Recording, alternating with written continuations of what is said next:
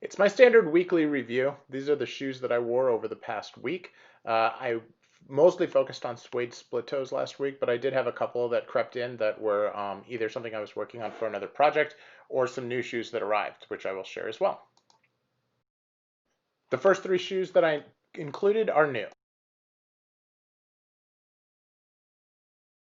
Hey, I've organized all my playlists on this channel so that you're able to easily find different types of shoes, different brands of shoes, as well as finding all my shoe battles, worth the price shoe reviews, etc., all in one place. Enjoy. So welcome to Suede Splitto Week. We start off with these beautiful Carlos Santos that I picked up from the Noble Shoe. I partnered them with laces from Banvard and James.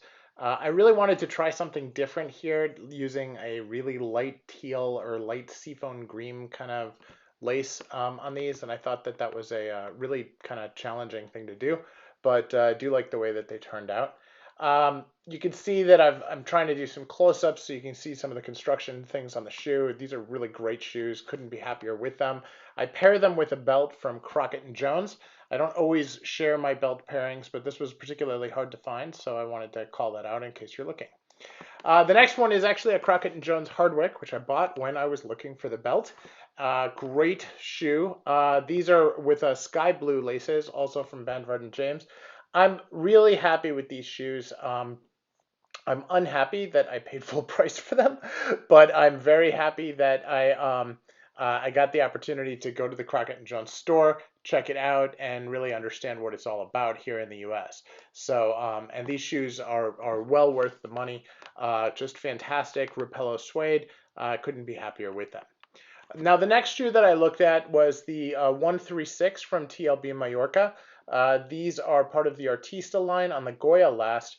One of my favorite split toes, not a skin stitch split toe, which is different for me. I usually prefer those, but I really like the way these do the pie crust and just the way of the feel. Because they're on the Artista, they have a really, really thin waist, and I really like the way that that feels on the foot. That is followed by a chunky shoe. This is the PARABOOT Avignon. This is one of my only French shoes. I only have this and something from Alton Boutier. This is really cool Norwegian witch, but a Norwegian welt, but it's a machine Norwegian welt, which is very different. And really a cool shoe. They do make this in smooth leather and shell cordovan as well. Now the next is one of my first experiments working with the Asian market. I contacted Fugashin and asked them to make me a pair of shoes. I'd seen these particular ones in calf, and we talked about kudu, and they came up with this beautiful burgundy kudu for me in suede, which I like. Great shoes, and starting to get a little bit of wear, but again, relatively new. The next one is one of my stalwarts. This is a CARMINA split toe on the Forest last. These are absolutely fantastic shoes. They're just absolutely classic. Very, very solid shoes. They've got the combination rubber and leather sole, which I like, but not something that I would normally get. But do like the way they do it at CARMINA. And here you can see I've got a picture of the way that they do the soles. Now, this is followed by one of the coolest shoes that I own, which is a Bontoni, and I'm going to forget the name here, but it's a Norwegian stitch split toe that actually has a saddle pattern in the hindquarters, which I really like very much.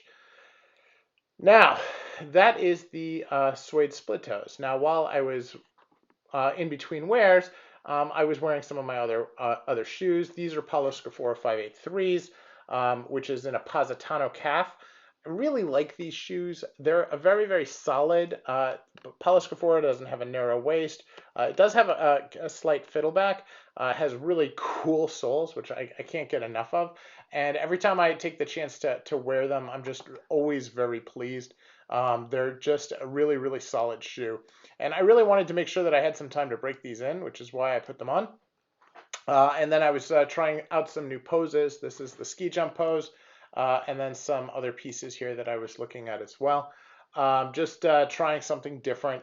You can see my over-the-calf socks were coming down that day. That's probably not the greatest thing to call out, but there you go. Again, the inside, you can see just the great fit on these. They're just very comfortable, and they really hold my feet well. Um, and I love, this is one of my first traditional Norwegian stitch shoes, and very happy with them overall. Now we move that on to another stalwart in my collection. This is the Gaziano and Girling St. James. This is a very cool Adelaide, and one that I just can't get enough of. I really feel like this is part of the classic line in my in my collection, and something that I just really like to wear. Um, they are just a solid shoe, and one of the most comfortable shoes that I have on a leather sole. These soles are absolutely thrilling. They feel butter soft, but they wear like iron. Just great shoes. Now, move that on to something that looks very similar, but is not quite the same, and that's the Carlos Santos hand grade Adelaide. This is a very similar patina, although, and they call it port wine, and the versus the vintage cherry on the Gaziano and Girling. These are not as high a grade leather. The soles are not as high a grade. The fiddleback is not done as well, but there are significantly less expensive, somewhere around $800 less expensive, and very, very nice shoes for the money. Definitely worth checking out if you're on a budget. This is my first exposure to Meslin. I actually picked these up while I was in Las Vegas. They were on sale at one of the casinos, had a store, which is unfortunately now shut. But this is a really cool, one of my only loafers. I really like apron loafers, and I'm not really sure why, but I've just always liked that look, and this is an example of that. Very, very nice. This is part of the Goodyear welted Meslin collection. I think it's called Platinum. Now, I picked up a couple new shoes this week that were delivered. This is the Crockett and Jones Weymouth, which is a black hole cut to replace the Allen Edmonds Cornwallis that I recently sold. I need one pair of black shoes, but probably that's all. And so I picked these up.